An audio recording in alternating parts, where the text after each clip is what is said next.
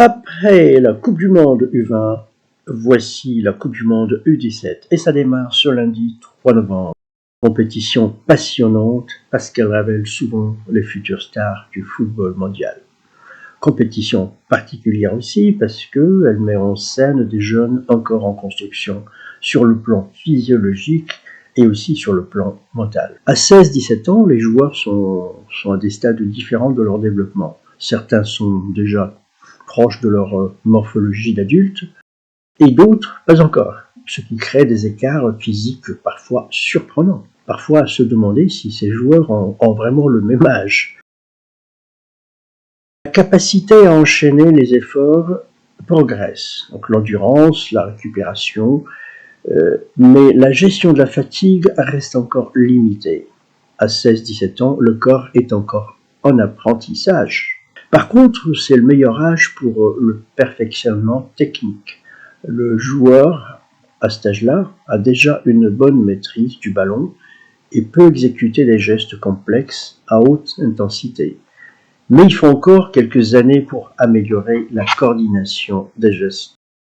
Et la vitesse augmente fortement à cet âge, ce qui rend le jeu rapide et spectaculaire, mais parfois un peu désorganisé, mais ça c'est une autre histoire.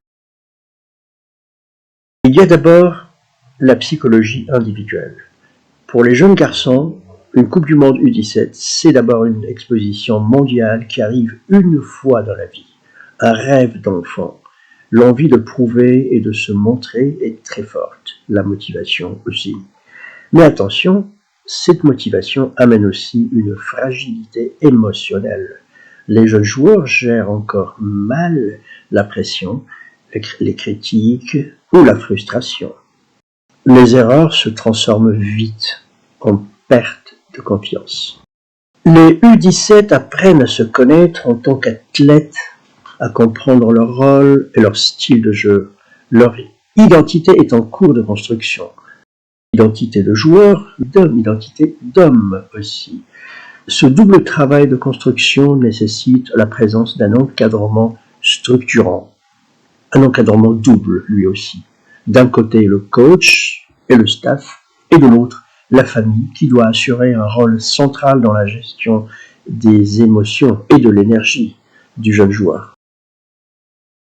Le jeu en U17 est offensif et spontané. Il n'y a pas beaucoup de place pour le calcul. Les jeunes se lancent avec beaucoup d'audace et de créativité sans trop se poser des questions parce que, là encore, les automatismes collectifs ne sont pas encore au point. Tout est en construction. Cette spontanéité amène parfois des erreurs tactiques. Le sens du tempo, la gestion des espaces et du pressing est encore, je vais encore me répéter, en construction. Progressivement, ils apprennent à lire les situations et à s'adapter tactiquement au jeu de l'adversaire.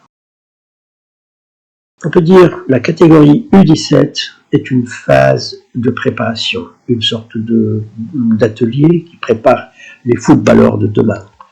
Bien sûr, la victoire est importante, ne serait-ce que pour développer et maintenir la culture de la victoire, mais le résultat final ne devrait pas être une priorité en soi.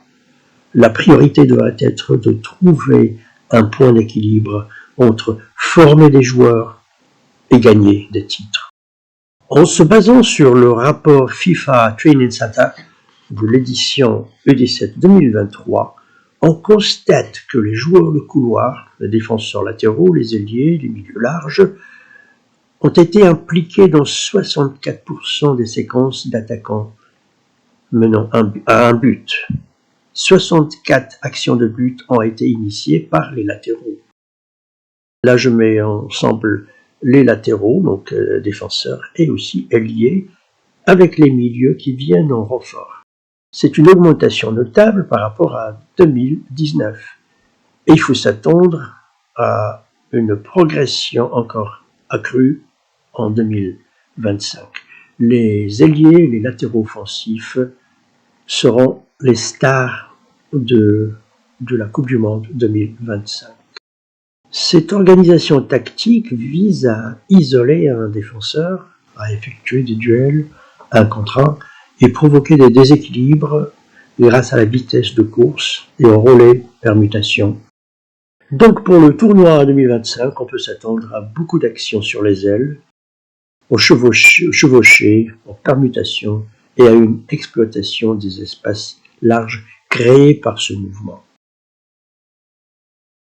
Les équipes U17 ne sont plus figées dans un seul système rigide. Ils n'ont jamais été, en réalité, mais on observe par exemple l'usage fréquent du système de base 4-2-3-1 qui offre des variantes 4-1-4-1, 4-2-4 transformées en 2-3-1-4 pour réussir sont celles qui arrivent à maintenir un rythme élevé et à compenser les écarts physiques par une bonne organisation et une maturité tactique achevée.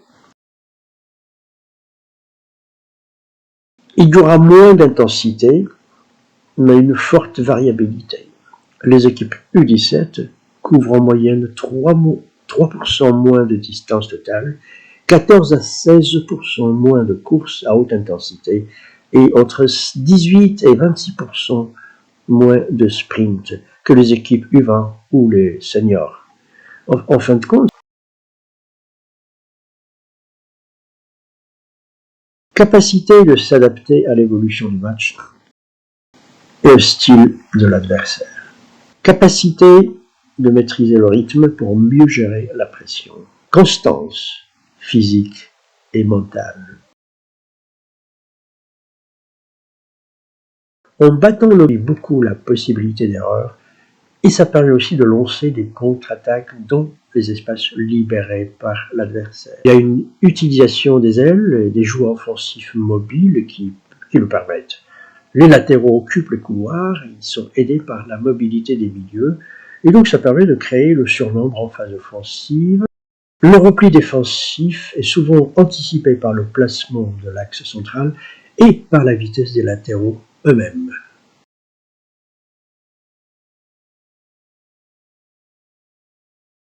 Avec ses 5000 habitants, Montferrier n'est pas vraiment une ville, à peine un village aux portes de Montpellier, à 7 km de Montpellier exactement.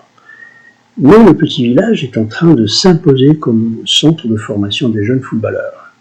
Le club, qui se définit comme familial, s'est doté de structures solides et d'un complexe sportif de niveau pratiquement professionnel.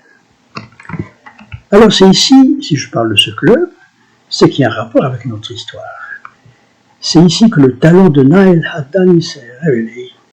Il est approché par Monaco, où il commence une carrière très prometteuse. Et dans la foulée, il est convoqué chez les Lionceaux U17. Et en l'absence de Belmokhtar blessé, on peut s'attendre à ce que l'invité de dernière minute prenne les commandes de l'attaque. C'est une histoire qui ne fait que commencer.